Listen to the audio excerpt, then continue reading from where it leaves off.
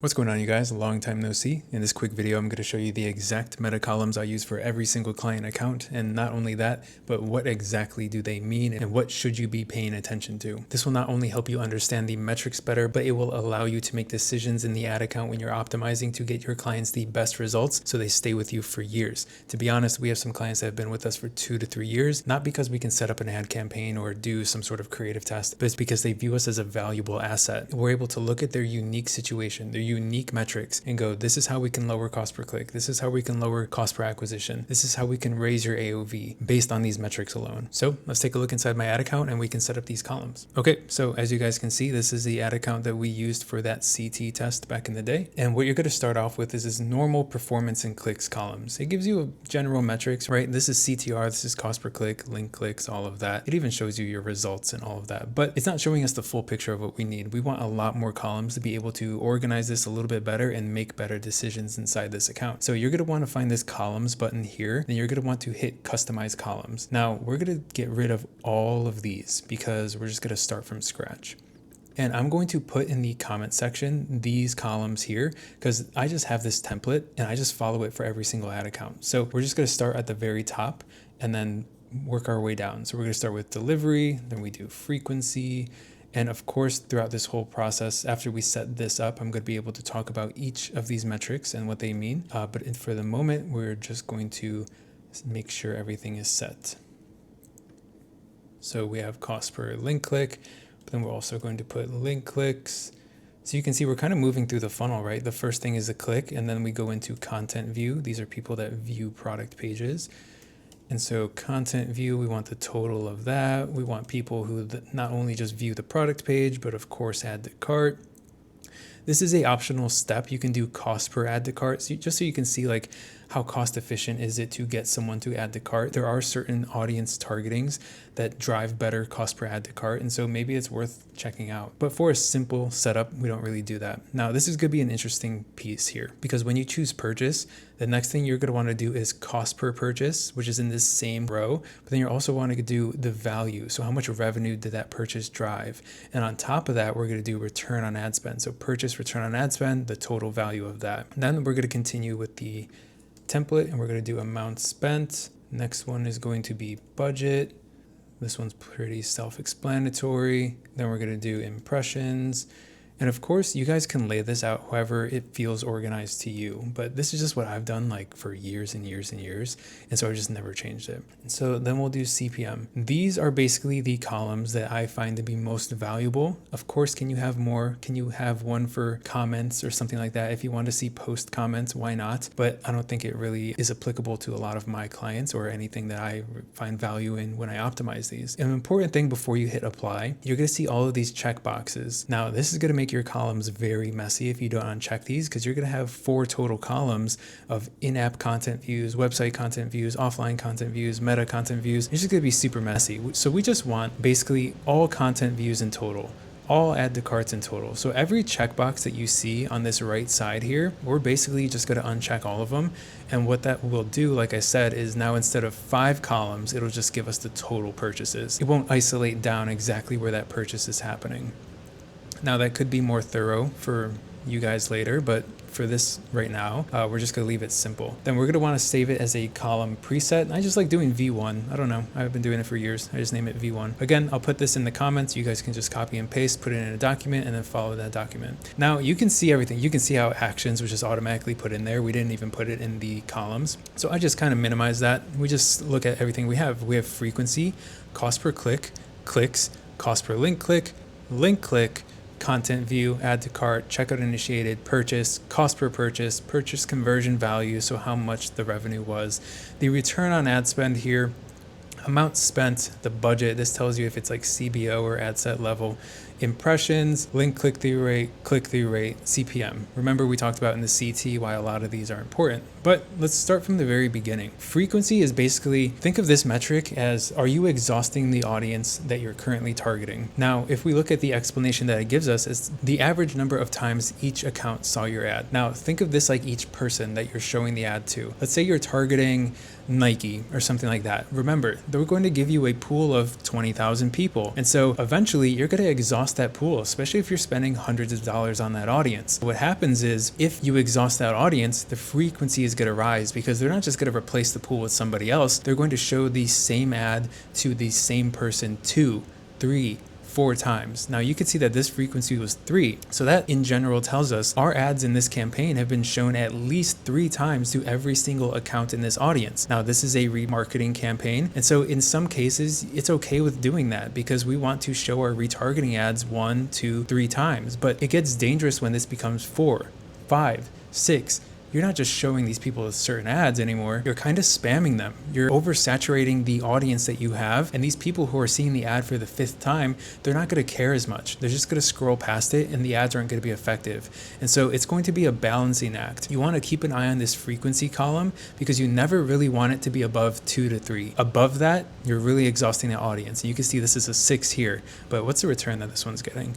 4.9, but look up here, if you keep your frequency below a 3, you'll get a 13 return. But overall, I like to keep this between anywhere from 1 to 3. When it's at 1, I know that everybody in our audience pool is seeing the ad or it's working up to that, and that's okay. That's exactly where you want to be. When it starts getting 2, 3, then you have to be a little bit careful. So again, this column is just how often is our current targeting seeing our ads. If it's too high, maybe you want to switch targeting or you want to lower the budget. That would be a way to counteract a high frequency. Now, cost per click. This is going to be the average cost for each click. Now, keep in mind, cost per click all is very different than cost per link click. Clicks are very different than link clicks. Now, these go hand in hand. Cost per click or a click is anything that happens on an ad. You can see here the average number of clicks, taps, or swipes on your ad. This doesn't mean that someone clicked to the website.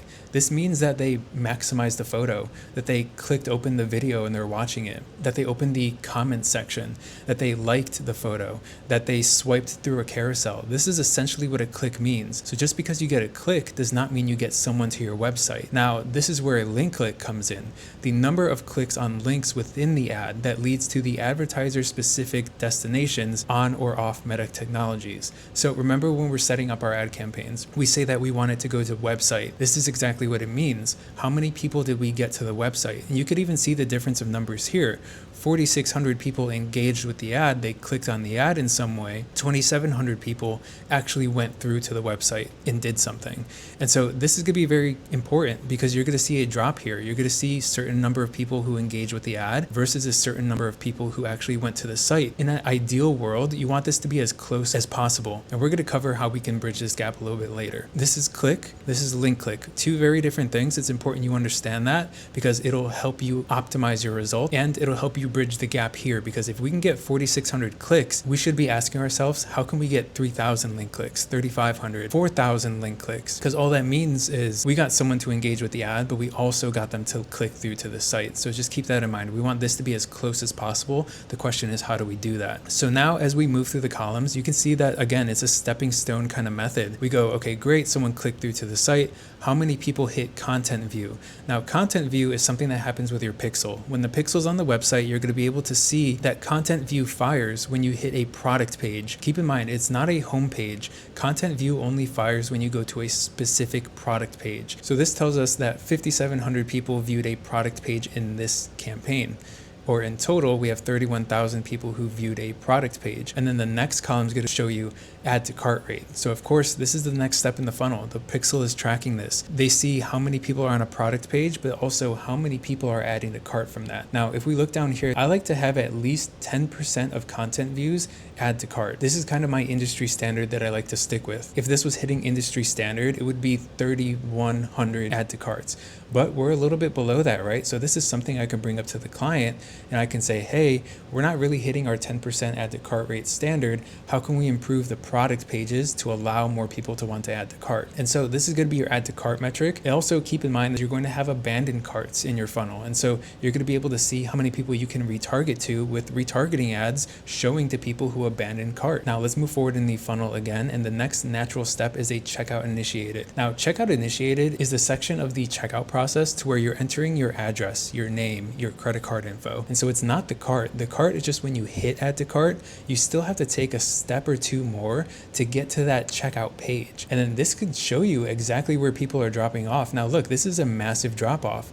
We had 2,100 people hit add to cart, but why are only 538 people going to that checkout initiated page? We're going to have to go to the website, identify how this is happening, what are the users seeing at this portion of the journey, and how can we make it easier for them? How can we simplify the checkout process to not have so much drop off? Because if we can get this number to 800, 1,000, keep in mind that's only going to be 50% of the people who add to cart. That just means that we may also be able to double this purchase number. Because look at this, as long as people get to checkout, it looks like there is a healthy purchase rate. As long as someone gets to the point where they can enter in their information, almost 100% of people are finishing that checkout. And so based on this data here, there are two things that we can go back to the client with. We can say, hey, let's look at your checkout process because we have 2,100 add to carts, but we're losing 1,500, 1,600 people in that process. How do we get them back in? How do we make them not abandon their cart? But also before that, we can say, hey, we have 31,000 people viewing your product pages. How do we make sure that they add to cart at a 10% rate, which is healthy industry standard? So then this can be 3,100. And if we fix this gap, that can maybe be 2,000, 2,500 checkouts initiated. And then that can be 1,500, 2,000 purchases, basically tripling, quadrupling the return on ad spend just by fixing these issues. Now, this had nothing to do with changing ads. We didn't increase budget. If you can solve these bottlenecks that pop up in the actual website, you're going to be super valuable to your client. They're going to look at you and go, wow, he's not just telling me I have to raise budget or I have to provide new creatives. He's giving me insights on what's happening in my website and actionable steps on how to solve that. And then now we're going to be able to increase our purchases without ever increasing ad spend. And trust me, your client's going to love you if you can do that. Cost per purchase is this next column here. It's pretty self-explanatory. We had 530 purchases. And so after spending $20,000, each purchase was $38.31. Basically, cost per purchase is going to give us a range of, okay, this is healthy, this is not. Now, the next column here is purchase conversion value. This is basically just the revenue of all of these purchases. So 127 purchases here equaled $48,000 in revenue. 26 purchases here equaled 7,500 in revenue, so on and so forth. 184, 55,000. This is basically so you can maybe calculate your 10% performance rate. This is also just for reporting for your client. You can say, hey, we spent $20,000. Our revenue was 131,000 with a 6.46 return. Here's the reporting for that. Do you want to continue for the next month or whatever? I'm sure all you guys know purchase return on ad spend. It's basically going to be your revenue divided by your cost, and you're going to get your multiple. And so every dollar we put in, we basically get $6.46 back. And so it's a pretty good return. Now, budget is going to be the maximum amount you're willing to spend on your ads or your campaigns. Remember, we talked about before, you put your budget either on the campaign level or the ad set level. This basically shows you that. If you can see the number right here in the campaigns tab, if you can see this number, that means that it's a CBO. But if it says this using ad set budget, it basically tells you it's an ABO. So you can very quickly see what campaigns CBO, what campaigns ABO. This impressions here is the number of times your ads were on a screen. Now, it does not mean the number of times that someone engaged, that someone clicked, or that someone took any sort of action on your ad. It's literally just how many times your ads placed on the screen. People could have scrolled past it, they could have engaged with it, but at the very least, it was on the newsfeed. And so in total, after spending $20,000, we were on the newsfeed for 2.3 million times. This next column here is CTR link click-through rate. So the percentage of impressions that received a link click out of the total impressions. That is why I have impressions here. I can see that from 170,000 impressions, only 1.62 actually clicked through on this ad. Why this is important is because we want this to be as high as possible. If we can get more people to click through from this 170,000 or more people to click through from this 2.3 million, then that means more people on the website, more opportunity to buy, more revenue, more 10% share of whatever you're doing. Now, the next column here is the percentage of impressions where a click occurred. Now, remember what we talked about, cost per click and cost per link click. This is essentially the same thing, but instead of a cost and a number of clicks, this is showing us the percentage based on the total impressions. So again, if we're looking at this row right here, we have 170,000 impressions. Only 2.72 actually took some sort of engagement with the ad. Remember, this is only if someone swiped on a carousel, if someone opened the comment section, if someone maximized a video. This does not mean link click-through rate. That is why we have this. And so we have 2.7 of 170,000 people engaged with the ad, but of course we only had 1.6 actually click through. This number is always going to be higher than this number because you are always going to have more people who engage with the ad than people who click through to an ad. Hey guys, future me editing this video, and I'm realizing that I left out what CTR means. It's basically going to be how good is your ad. And so of course this goes back to our CT. Let's test video, let's test static images, let's test carousel. Let's see how we can increase CTR by showing a different ad. The more engaging your ad is, the higher your CTR is, thus naturally the higher your link click-through rate is going to be.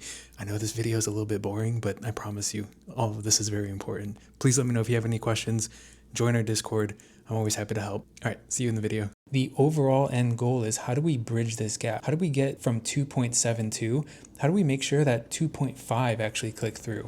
And you're gonna be able to do that by making the ad more intriguing, adding curiosity. A big thing that you can do in this case, if you notice you have a low link click-through rate, is change the ad copy. Try a short one, try a long ad copy, try one with a review, try one that has a crazy hook or something like that. Try one a little controversial, because if you can get people interested, you can get them engaged, and you can get them to click through to the site to learn a little bit more about the product or your brand. These 3 columns are very important because you can see how many times you placed, how engaging it was based on how many times you placed, and how many link click-throughs you got. The higher these numbers, the more people you can get to your site. Now, the last column we have here is CPM, or the cost per 1,000 impressions. Now, this is going to vary. You can see that all of these have different CPMs. This is just the cost that Facebook gives your ad, your targeting. Now, here's the important thing.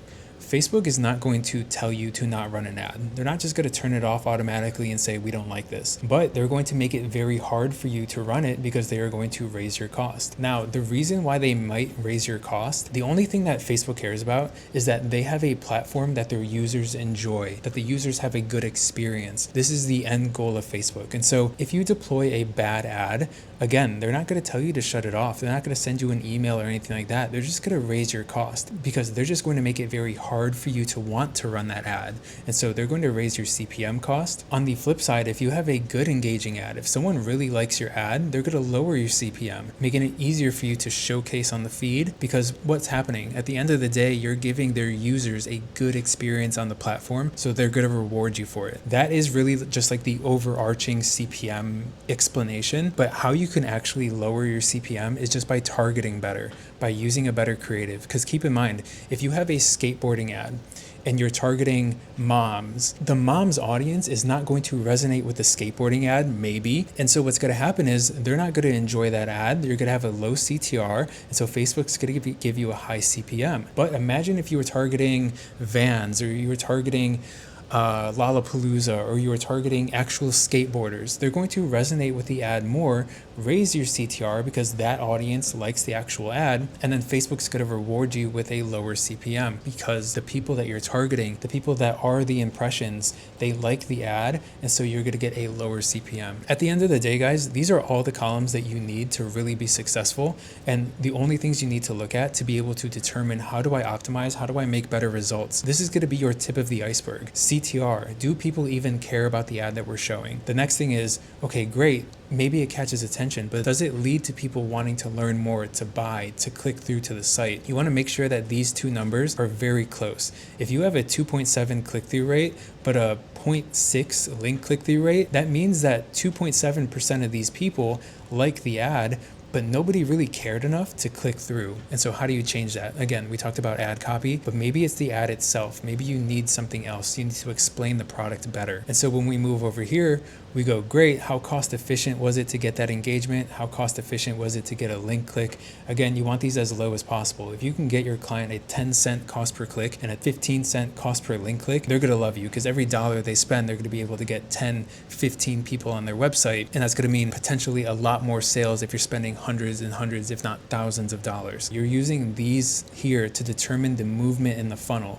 This is all website stuff. It has nothing to do with ad or anything at this point. You're going to see how many people get to a product page. Are 10% of these people adding to cart? 10% is the standard that I like to hit. And if it's not at 10% yet, you're going to have to go into the product page and go, what can be improved in the content view page, the product page, to lead more people to add to cart? In a lot of cases, that could be changing the color of the add to cart button. That could be adding a different headline. That could be changing around some of the photos on the product page. That could be adding graphics or videos. You want to look from the lens of a consumer and go, what do I need need to see on this page to make me want to add to cart? And these are all things you're going to be able to explain to your client. And then from here, you're going to go, great, we have add to carts. Now, how many people move forward into the checkout process? If there's another drop here, like we see here, you're going to just want to go through the checkout process yourself. Think like a consumer. Think like you're shopping on the website of your client. Hit add to cart. See what happens. In some cases, you may see that when someone hits add to cart on your client page, nothing happens. Like the cart populates, but like you never get redirected to the cart. Your client is almost making it harder for your users to check out because the flow is just not as seamless as it could be, right? You could be telling your client in that situation, hey, instead of just automatically populating the cart, when someone hits add to cart, can we automatically redirect them to the checkout page just so they don't have to do that step? We basically handhold and guide our customers into the checkout process. Now, again, you want to make sure that the people who check out actually purchase. A lot of the times, if you see a drop here, so let's say you have 500 checkouts initiated, but then you only have 50 purchases. What is happening when we're filling out our information? Really, the only thing that changes is sometimes a shipping rate is added, because sometimes people might agree to a $30 product, a $50 product, but they don't agree to $12 shipping on top of that. Imagine in your head looking at a product page and going, okay, I'll pay $30 for this t-shirt, but then you go to the checkout process, you see $12 shipping. Now, instead of a $30 purchase, you're paying $45 with shipping and tax. You didn't agree to $45, you agreed to $30. And so this is the thing, it's going to cause a lot of drop off. It's going to cause a lot of people to rethink because they mentally prepared for 30, they didn't mentally prepare for 45. So it's a whole nother buying decision that they have to make, which is going to lead to people dropping off. And so in some cases, if you have a large amount of drop off from checkout initiated to purchase, it's probably because of shipping rate. So just double check that. The next thing is we want to make sure that we can get everybody all the way to the purchase, but not even that, because a purchase is great, but we want to make sure that the purchase has enough value attached to it, that it's not just a $10 purchase. Because if we can get people to order bundles, to order multiple, instead of a $10 purchase, we can get someone to order $25 worth of product. That's going to make our returns a lot healthier. And if you can hit this 6 times return with just experience and just understanding these metrics, your client's going to love you. They're going to stay with you for months, if not years. And then they're just basically going to scream your name from the mountaintops and refer you business because nobody's getting a 6 consistently. These are my columns. This is how I read these metrics. I can of course dive more into it. And yeah, this was a quick video. I didn't really expect to make it. You know, I've been traveling a little bit. I went to Denver, Seattle, back to Denver, Chicago, all of these places. Hopefully this video was helpful for you guys. If you guys need any help, we have a free Discord that I'm going to put in the description right now. Feel free to join that. We do monthly group Q&A calls. We've done 2 so far. They've been really helpful. They've been really cool to kind of meet everybody, see the journey. We have people signing clients every single day in that community. So feel free to join it, ask questions, join our group call, and I'll catch you in the next one.